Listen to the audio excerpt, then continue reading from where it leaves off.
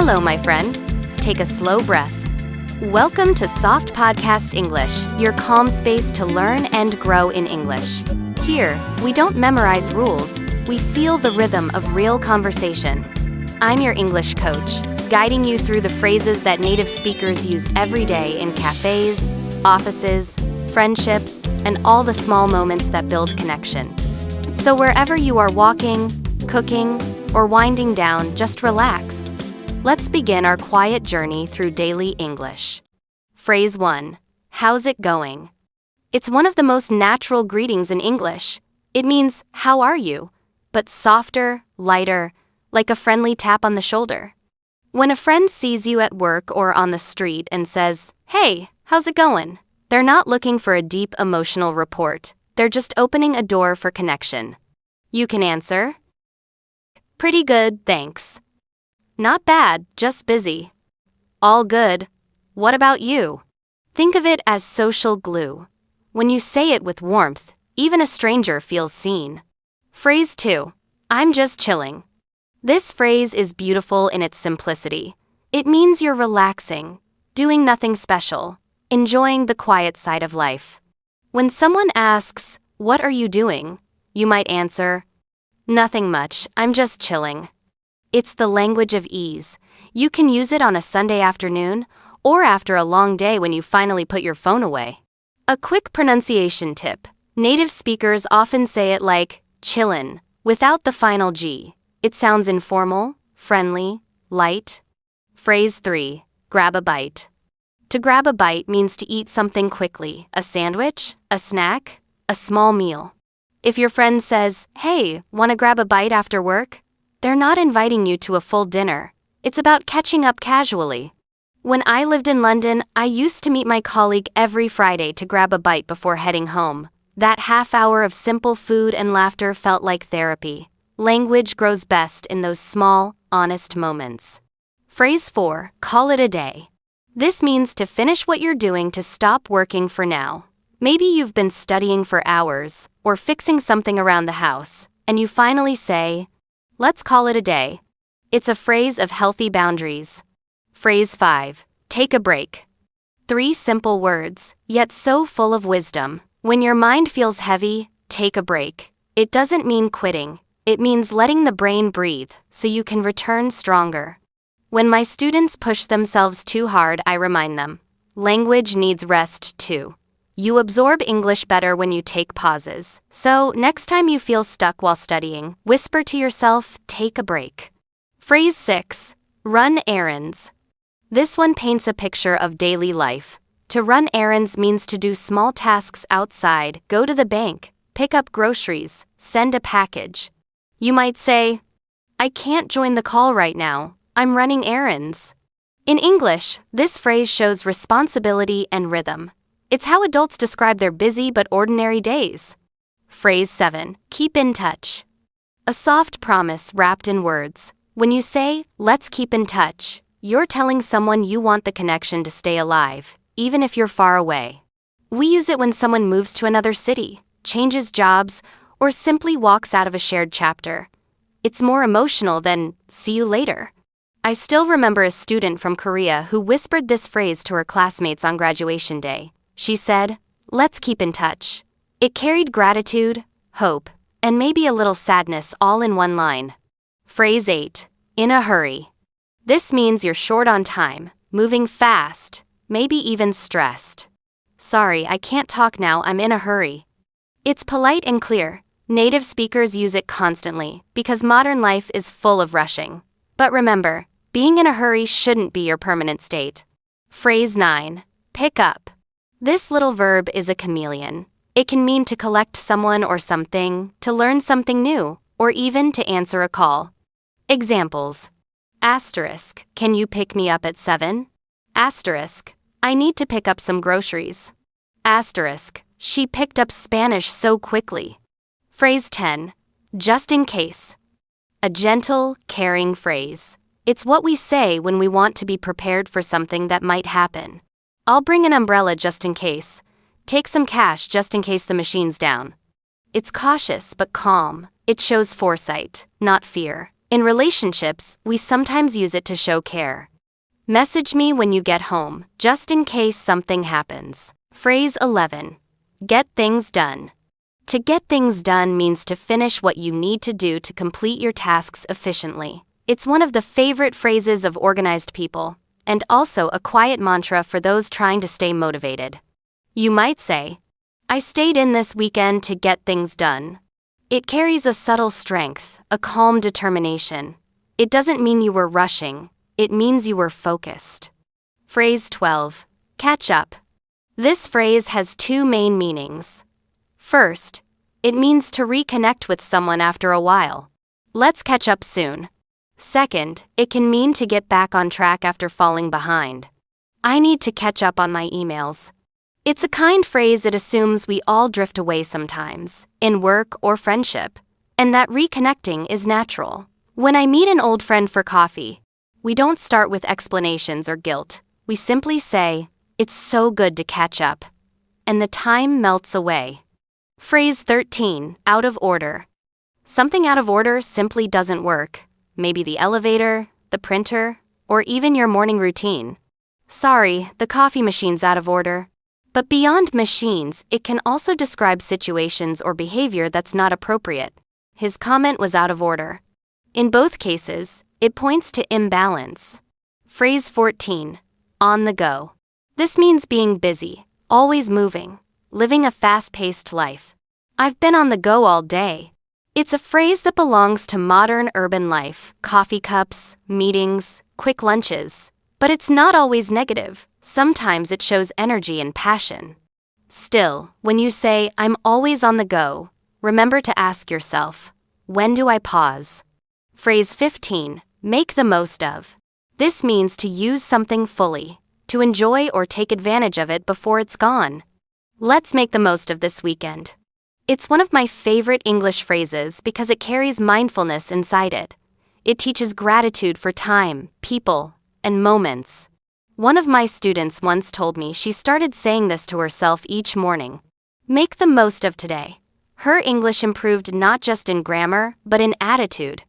The phrase isn't just vocabulary, it's philosophy. Phrase 16. Settle down. This expression can mean two things. 1. To calm down, to relax after excitement. Hey, settle down, everything's okay. 2. To start a stable life, perhaps by getting a steady job or building a family. After traveling for years, he finally settled down. Both meanings carry peace. English often uses motion to describe emotion. When you settle down, you stop floating. You find ground. Phrase 17. Hang out. To hang out means to spend time casually with someone, no agenda, no schedule. Do you want to hang out later? It's friendly and modern, full of youth and relaxation. When you tell someone, let's hang out, you're really saying, let's exist together without pressure. It's a reminder that connection doesn't need a reason. Sometimes, the best practice for English conversation is simply hanging out with people listening, laughing, replying, naturally. Phrase 18. Hit the road. It means to leave or to start a journey. It's getting late. Let's hit the road. Imagine someone closing their laptop, stretching, grabbing their keys, and stepping into the open air. That's the energy of hit the road. I used it constantly when I lived abroad. Every Friday evening after class, I'd text my friend, ready to hit the road? And we'd drive with music and no plan. Phrase 19. Break the ice. When people first meet, there's often silence or tension, that invisible layer of awkwardness. To break the ice means to say or do something that makes everyone comfortable. I told a small joke to break the ice. It's one of the kindest skills you can learn in any language. As a teacher, I use humor, small stories, or questions about hobbies to break the ice in new classes. When you break the ice, you tell others. It's safe to speak. That's when real learning begins. Phrase 20. Get the ball rolling. This is what we say when we want to start something, a project, a meeting, a plan. Let's get the ball rolling. The image comes from games. Once the ball moves, the action starts. It's perfect for teamwork and leadership moments. If you're learning English for business, This phrase is gold. You might hear it in meetings. All right, team, let's get the ball rolling on the new campaign. But you can also use it for your own growth. I've been dreaming about starting a YouTube channel. Time to get the ball rolling. Phrase 21. What's up? Simple, short, and universal. It's probably one of the first phrases you'll hear from a native speaker. Hey, what's up? It doesn't mean what's wrong. It just means what's happening. Or how are you doing, in a relaxed way. And the answer? It can be just as simple. Not much, just working. Same old, same old. The magic of what's up is that it keeps communication light and friendly. Phrase 22. Long time no see. This one always carries warmth. It's used when you meet someone you haven't seen in a while. Hey, long time no see. The origin is interesting. It's believed to have come from early Chinese English or Native American English structures. It's technically ungrammatical, but it became so common that it's now part of natural speech. It means, I've missed you. It's been a while. Phrase 23. I'm beat. When you're exhausted, really tired, this is your phrase. I'm beat. It's short and expressive. No need for long explanations about your day. When I used to teach evening classes, I would sometimes open the session with, "You all look beat, let's keep today light." The students would laugh because it captured the feeling perfectly. You can use it after work, a workout, or even a long day of thinking in English. Phrase 24, it's a piece of cake. Of course, this one's sweet. It means something is very easy. Don't worry, the test will be a piece of cake. It comes from the idea that eating cake is simple and pleasant. And yes, it's as cheerful as it sounds. If you ever want to motivate yourself, say this before a challenge, even if it's not true yet. Phrase 25, call it a night. When evening arrives and you're ready to stop working or go to bed, you can say, let's call it a night. It's warm, polite, and final, a signal that the day's energy is done. I often whisper it to myself after finishing a recording session. That's enough for today. Let's call it a night. It's how we thank the day for what it gave us and give ourselves permission to rest. Phrase 26, I'm running late. We've all been there, time slipping through our fingers. I'm so sorry I'm running late. It's a kind, responsible phrase. You're acknowledging delay, showing respect for the other person's time. You can also soften it with a reason. I'm running late. The bus was delayed. The tone matters more than the words. Say it sincerely, and it turns frustration into understanding. Phrase 27. Hold on a second.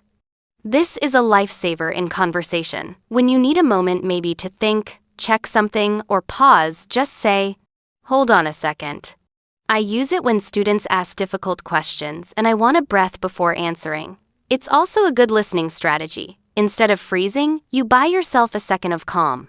Phrase 28. It slipped my mind.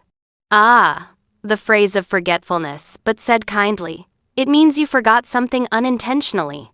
Oh no, it slipped my mind. It's softer than I forgot. It feels more human, less careless, as if your brain was simply full and one thought quietly slipped away. Use it when you miss a meeting, forget a name, or delay a message. Phrase 29. I'm all ears. A lovely way to show attention.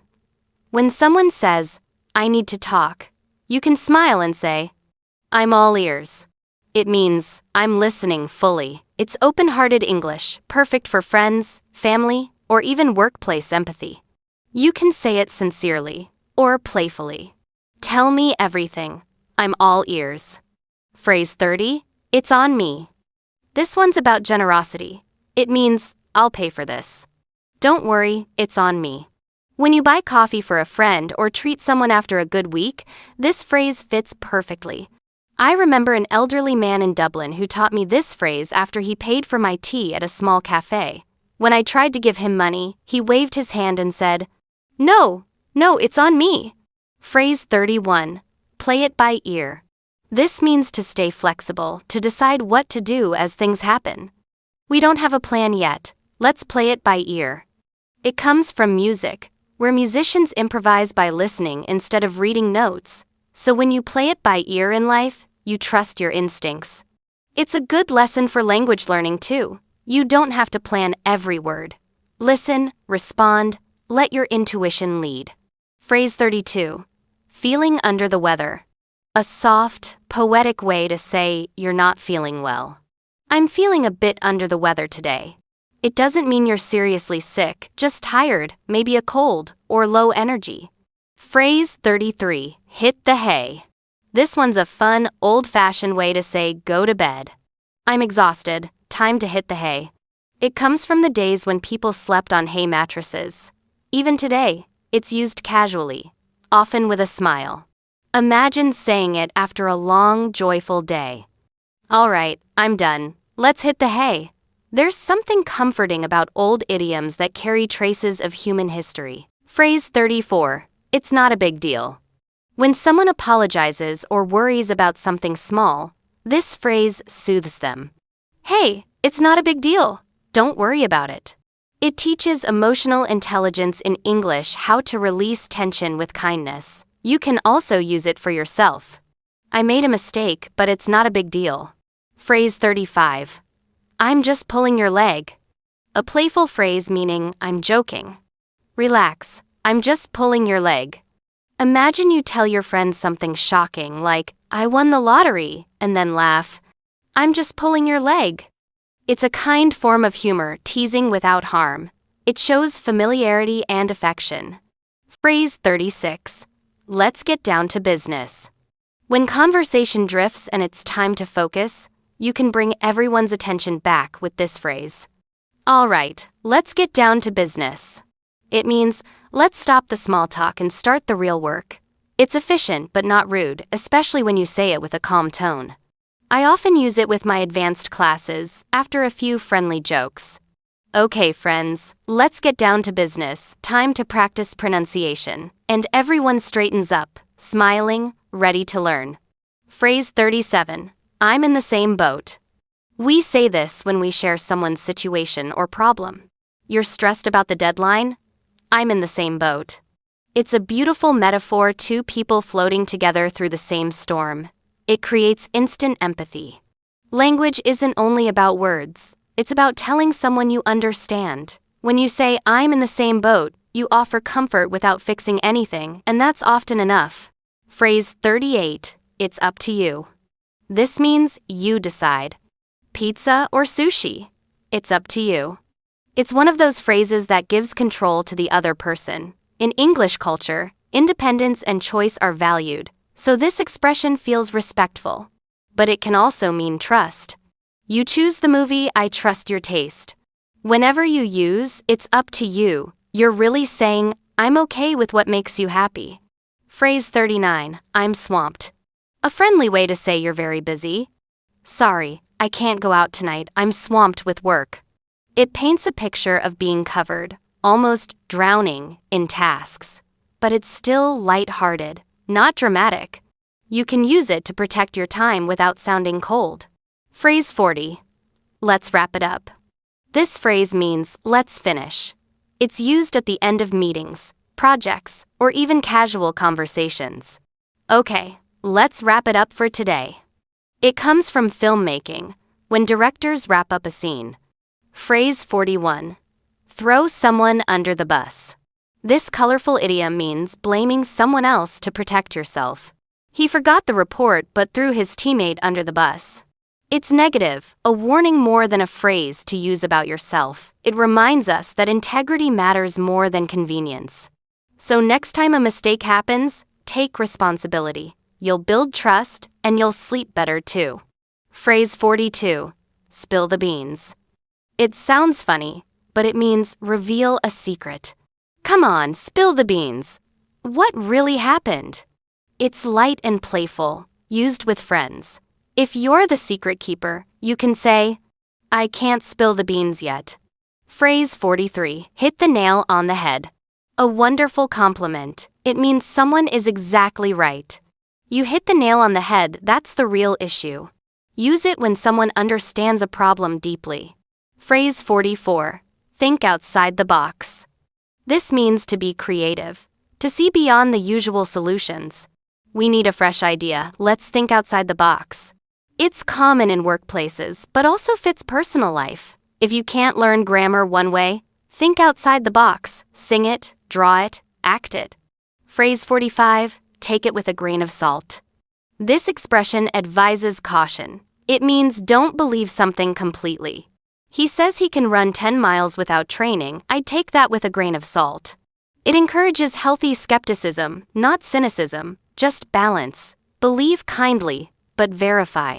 Phrase 46, once in a blue moon. A poetic way to say very rarely. I eat fast food once in a blue moon. It's romantic and a bit nostalgic. A blue moon is the second full moon in a month. Rare, beautiful, special. Use it when something almost never happens but still holds meaning. Phrase 47, on the same page. When everyone understands or agrees on the same idea. Before we start, let's make sure we're on the same page. It's harmony in words, the feeling of shared direction. In teamwork, this phrase builds trust. Phrase 48, cutting edge. Used for something modern, innovative, or advanced. This new phone has cutting-edge technology. But it's not limited to tech. A cutting-edge artist, idea, or therapy is one that's ahead of its time. When you use this phrase, your tone should carry admiration. Phrase 49, back to the drawing board. It means starting over after something fails. The plan didn't work. Back to the drawing board. It's not defeat, it's redesign. Failure isn't the opposite of success, it's the workshop of success. Every time you go back to the drawing board, you draw a wiser line. Phrase 50, burn the midnight oil. A poetic way to say work late into the night. She's burning the midnight oil to finish her thesis. It comes from the days before electricity, when scholars worked by oil lamps. Just remember to balance passion with rest. Too much midnight oil burns the spirit. Reflection, your journey with English. You've heard how English speakers greet, connect, rest, and reflect. And maybe you've learned something about yourself too, that language isn't memorization, it's a mirror. Take a break teaches self-care. Keep in touch teaches connection. Make the most of it teaches gratitude. Back to the drawing board teaches resilience. How to continue. Tomorrow, choose just 5 phrases. Use them softly in your day. Say, how's it going? To a barista, or take it easy to a friend. Bit by bit, English becomes part of your life, not something you study, but something you live. Thank you for sharing this quiet space with me.